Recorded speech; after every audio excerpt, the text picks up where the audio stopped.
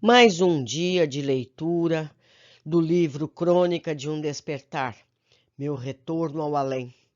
Livro este organizado por Abel Glasser, onde narra o que viveu Afonso depois do seu desencarne.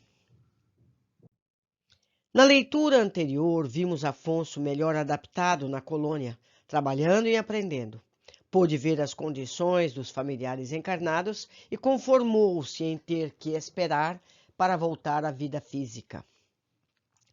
Aproveito para dizer que, em média, uma pessoa fica no plano espiritual o tempo de uma vida, 50, 60 anos. Lógico que há casos em que a pessoa volta muito rapidamente e há casos em que a pessoa demora muito mais tempo do que o simples fato de uma vida. Cada caso é um caso, mas na média é isso, 50 a 60 anos. Continuando. 11ª leitura. Enquanto o tempo passava, minha reflexão contínua conduzia-me a uma certeza, a de que tudo era possível de ser alterado. Se a minha família na crosta, após o meu desencarne, tinha um novo método de vida, por que eu também não poderia adaptar-me e integrar-me à colônia onde eu me encontrava? Pensava. Comecei a modificar os meus hábitos, tornei-me mais sociável, juntando-me a grupos de música que costumavam oferecer recitais no Recanto da Paz. Nota do autor material, ou seja, de Abel Glasser. O Recanto da Paz é uma área onde os habitantes de Alvorada Nova aplicam-se à meditação. É local bastante voltado à vibração, à oração, ao entrelaçamento com a espiritualidade maior, onde reina muita paz. Semanalmente são realizadas sessões abertas de música espiritual. Os habitantes da colônia para aí também se dirigem quando recebem parentes e amigos de outros planos espirituais, sendo esse local de vibração mais intensa da cidade espiritual, afora a unidade da divina elevação. Ou seja, nesse lugar, está escrito aqui, recebem amigos de outros planos espirituais. Concluímos nós planos mais altos e ou encarnados. Então, você recebe familiares seus durante o sono, onde você pode matar a saudade, conversar, trocar ideias. Vamos continuar. A rotina de uma cidade espiritual, pelo que estava notando, não apresentava muitas diferenças da vida material. Todos trabalhavam e tinham suas horas de lazer asseguradas. Além disso, havia uma preocupação muito grande com a reforma íntima e, por isso, as palestras e as leituras eram incentivadas. Quando não estávamos em atividade laborativa ou em descanso, líamos obras variadas, sempre contendo uma mensagem positiva e cristã. Nós, habitantes da colônia, sabíamos, no entanto, que a nossa situação não era definitiva. Estávamos galgando degraus no aprimoramento espiritual até que fosse possível um retorno à materialidade. Logicamente, havia espíritos que iriam permanecer nessa cidade espiritual por muito tempo ainda, especialmente aqueles ligados à administração central. Outros não mais retornariam à vida no plano terreno e dali iriam para planos de mundos superiores. Esses compunham a minoria. Formávamos uma grande família e demorei muito tempo para ter essa noção.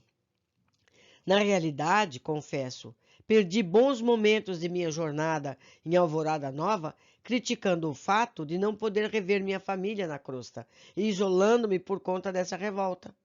Deveria ter aproveitado desde o meu primeiro dia de despertamento para a vida espiritual, para a nova vida, a fim de estar integrado à rotina da cidade. Comecei então a cultivar várias amizades e encontrei alguns habitantes que me pareciam conhecidos de longa data. Quando conversávamos, tal como ocorria no plano material, quando supomos conhecer alguém a quem estamos vendo pela primeira vez. Percebíamos a enorme afinidade que nos unia. Assim aconteceu quando encontrei Raquel. Não posso dizer que teria sido um amor à primeira vista, porque já havia aprendido que isso não existe, tal como idealizado nos romances do plano físico. mas senti-me profundamente ligado àquela moça de olhos negros e cabelos castanhos, cuja voz suave, quase musical, encantara-me os ouvidos. Ela também fazia apresentações musicais no recanto. Gostávamos do mesmo instrumento, o violino.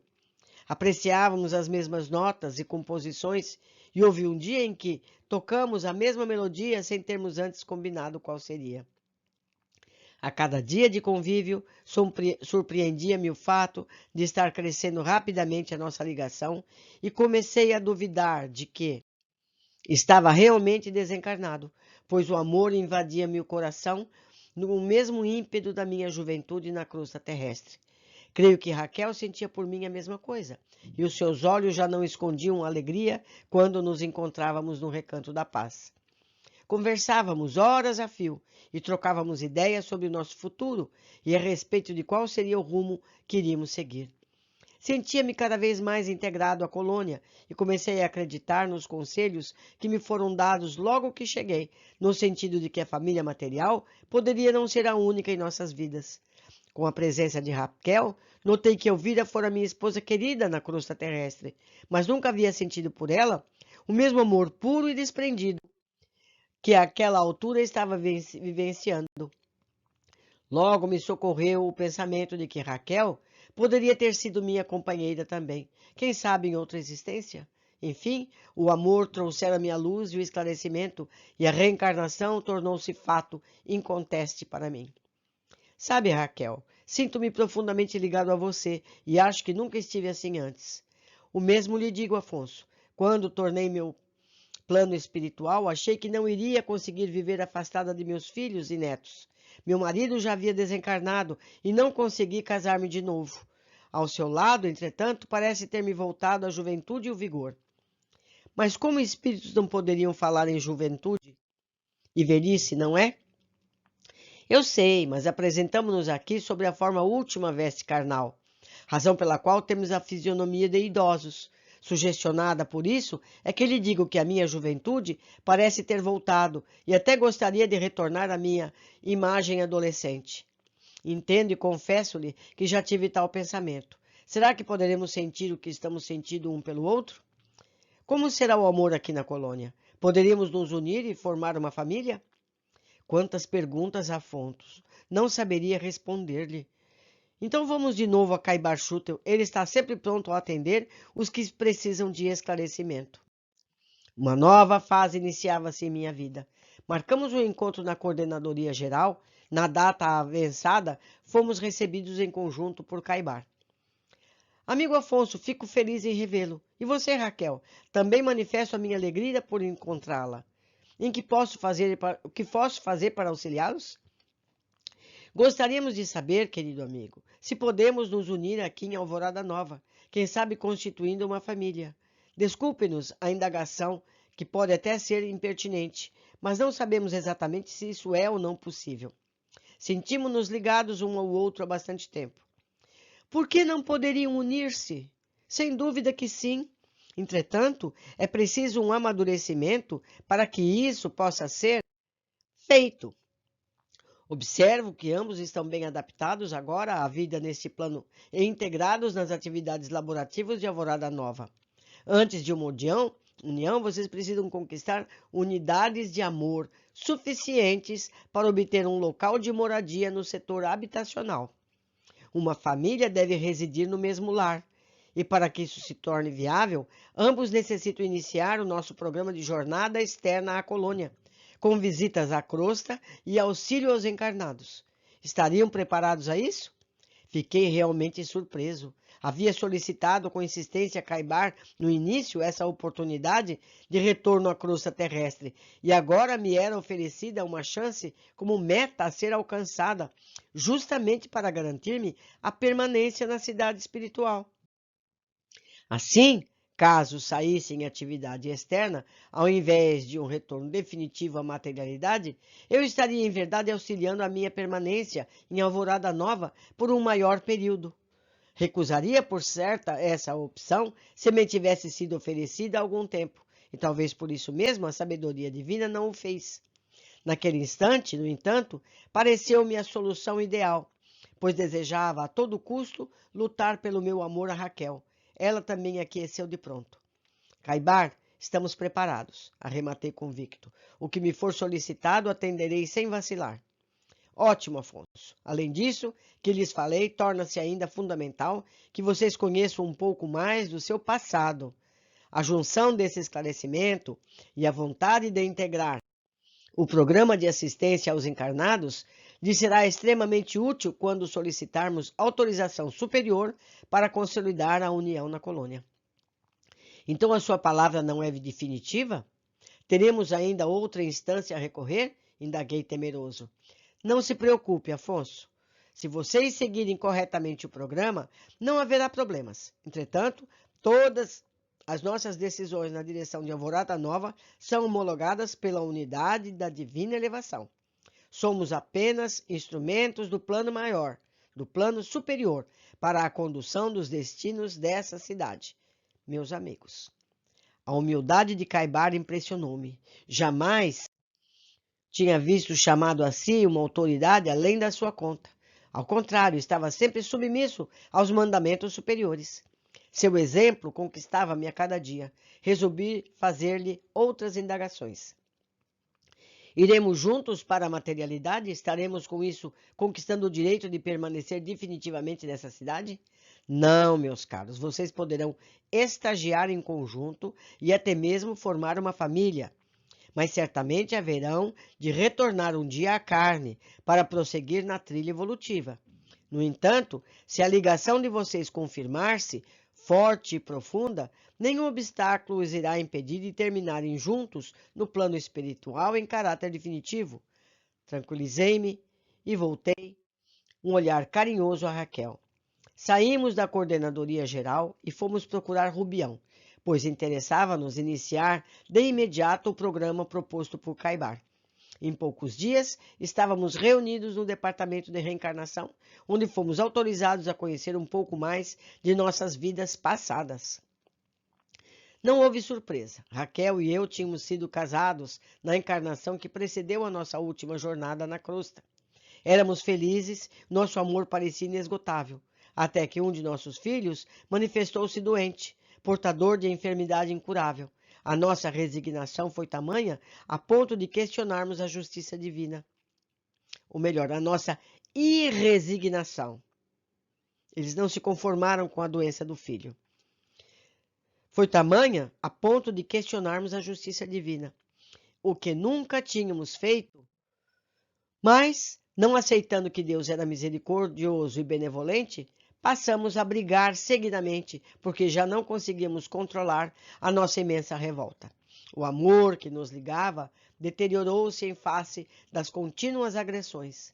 O rapaz, cada vez mais doente e necessitado do nosso carinho e atenção, ressentiu-se e piorou consideravelmente. Nessa ocasião, nosso casamento não suportou a tensão e findou de modo irreversível. Tivemos 3 filhos, e porque o mais velho desencarnou ainda jovem, acabamos ingressando no seio do inconformismo cruel, e desligamo-nos da educação dos mais novos.